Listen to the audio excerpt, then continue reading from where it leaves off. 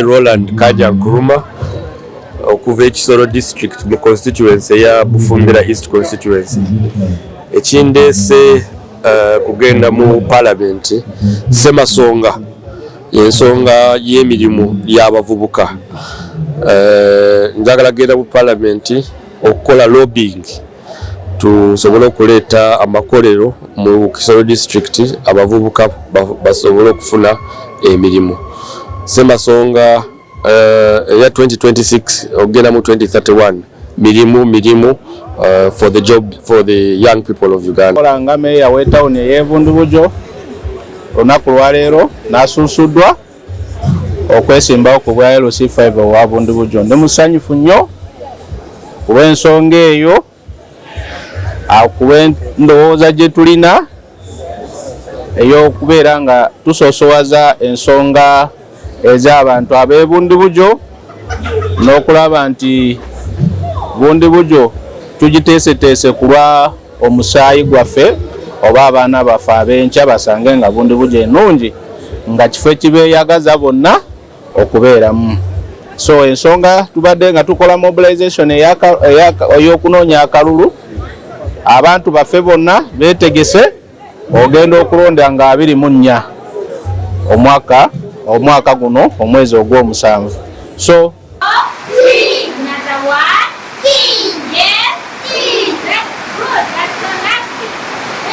muzadde munnange teri kyabugaga kyoyinza kuwa mwana wo okujjako okumutwala mu ssomero eddungi.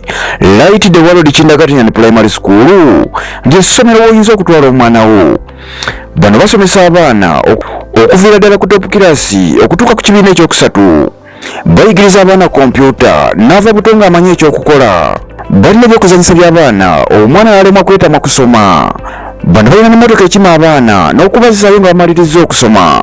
Light the World Kindergarten Primary School basangibwa Kasubi gwabeetaaze bakubira ku ssimu zino wammanga 0757 97 799 98 oba 0760 89 33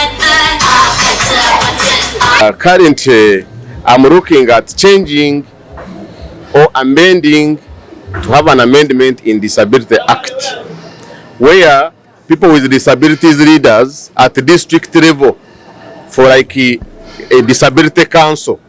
The chairperson of a disability council is appointed by the chairman LC5 in the local government. The chairperson of National Disability Council is appointed by the line minister, and like other special interest groups, like youth or women. For them, they choose their leaders up to national level when it comes to forming councils.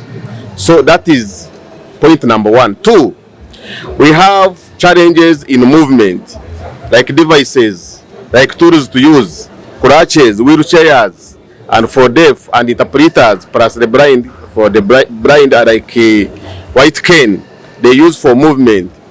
I have been looking at this thing, that it is possible for government at least to reduce the tax to make sure that even a local person with a disability access that tool. Abantu begogonyo bamanyi bembakoledde ate nga bebasiza okungamba ddayo kubanga otukoledde bulungi mweno tamu ate nga manyi ngena bawangula nga nkosa abantu begogonyo ne Katonda atukuuma fenna. Ebizibu byegogonyo first of all bantu baavu. Ekyokubiri babadde balina ebizibu bya health nga ambulance tezibaddeeyo. Babadde balina ekizibu ky'amasomero nga tegabaddeeyo. Naye mweno taamu wembeeriddeyo nga MP nsobodde okuleeta ambulance 2. Emu gye nagula nganze, ey'okubiri gye nalobinga mu Ministry of Health. Nsobodde okulobinga amasomero 2 ga seed schools agatabaddeeyo 2. Nsobodde okuwa scholarships nakasomesa kati abaana baweza 5-8 nga bayitidde mu scholarships zange zenkoze ekizimbadde mbafunidde. Nabasanga tebalina mirimo era nsobodde okufunira abantu 1,205 emirimo. Mfunira abantu 1,205 emirimo, 2,000 bweru bw'eggwanga ebitano. Household income. I've been using my own resources anyway to support them with seedlings. You know, I, as an individual, one of my private businesses, I'm a farmer and I'm the biggest nursery operator in West Nile. So I support them with seedlings, household income, my people. So life must move on. Health-wise, all the sub-counties, at least they have health centers. So that is it, and those are some of the reasons why they keep bringing me back. Tourism, infrastructure, hospitals, schools, income, tax base, everything. Buli kintu kyonna kikwata wansi eri mu site yaffe tulina kikwatako kibeereko waggulu. Tugenda kukwatagana ne youth, abavubuka, tukwatagane ne LC, local leaders ku ground, tukwatagane n'abakyala. Ebigombe by'abakyala bimu n'ebimu ebigenda mu ssente, tugenda ku making sure bafune ssente. Tugenda ku attracting investors from all over the world to come and invest in kujja ne babba investingeko embalala. So that we create job opportunities and employment opportunities. So that abantu b'embalala bafune emirimu, abalenzi bafune emirimu, babe mu bubi, babe mu bintu bye tubizi ha mutindo gundi nimukimanya ntutura ha boda so ntwetaaga omuganza n'ogu hagati yaitu n'abatahi baitu nseri kurara ebyobusobozi byagenda mu maiso. Nimbasaba tugire campaigns ez'obusinge kandi nimanya mukama alinaito ntugenda kutunga obusinguzi tutunge chapter empyaka ey'abantu abantoroko okutunga obuhereza omubenganiza.